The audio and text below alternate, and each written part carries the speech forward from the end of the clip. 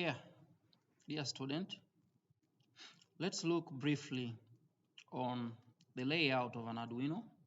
So basically what we have here is an Arduino board, as you can see. And an Arduino, as we mentioned, it's like a computer.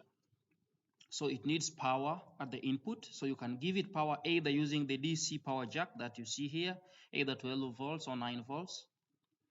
But also, if you connect it to the USB connection to the computer, it can also receive power. But the USB connection is usually kind of a communication port, which enables us to, let's say, when we want to do programming through the computer, because an Arduino, as you can see, doesn't have a screen. So we need to connect it to the computer where there is an Arduino IDE so that we can program. So usually if you connect a USB to the computer, you don't need to have another extra power here. But as we mentioned, so we have talked about power. Now, any computer must have the CPU and memory. As we mentioned, CPU is the processor, and memory is where actually it stores or it remembers the tasks that it is supposed to perform and even saves some tasks. So as you will see, if we load the code to an Arduino, that code actually will be stored in the memory within this ATmega, and it will stay there unless we upload again another code, but it will stay there. And even if we don't have a computer, it will still continue. If we don't have a normal computer, it will still continue to work because it will be saved in the memory. Now, there on kind of the downside here, going to the bottom, you have power. So you have red and black. Here, these are actually the power that you can use to power different parts of your circuit. So we might have some sensing applications here which requires small voltage or low voltage like 3.3 volts or 5 volts. Then we use this to power those other parts of the circuit which requires low voltage. And the ground is the negative part of that. Any computer must have an input. It must receive an input signal. The normal computers, we give input signal through the keyboard, joystick, and so on and so forth. But an Arduino receives an input signal mostly through analog input pins. So we usually have analog sensors that sense temperature, humidity, pressure, light intensity, and many other analog signals. So that's why we have A0 up to A5. These are analog input pins.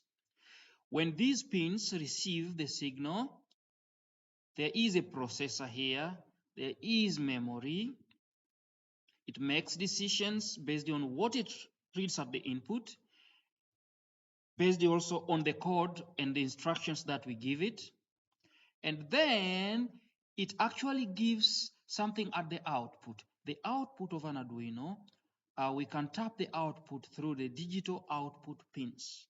So the digital output pins, these pins are the ones that provides a digital signal at the output that we can use to control different operations. We can control different industrial applications or operations. We can control home lighting systems, for example. You can have a system at home controlled by Arduino where the light switches on and off automatically. You can have, let's say, a watering system which is controlled by an Arduino.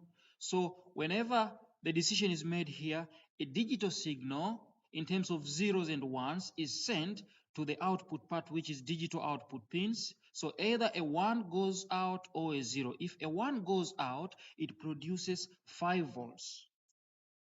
If a 0 goes out, it doesn't produce DC voltage at the output.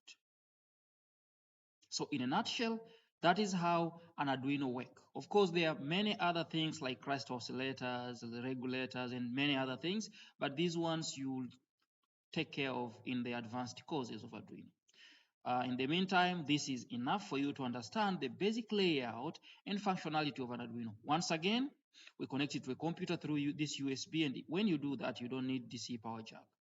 We can program it, write instructions. It receives inputs, analog input signal. It processes it, also using memory in the process, giving output, which we use to control many nice operations and functionalities. Thank you.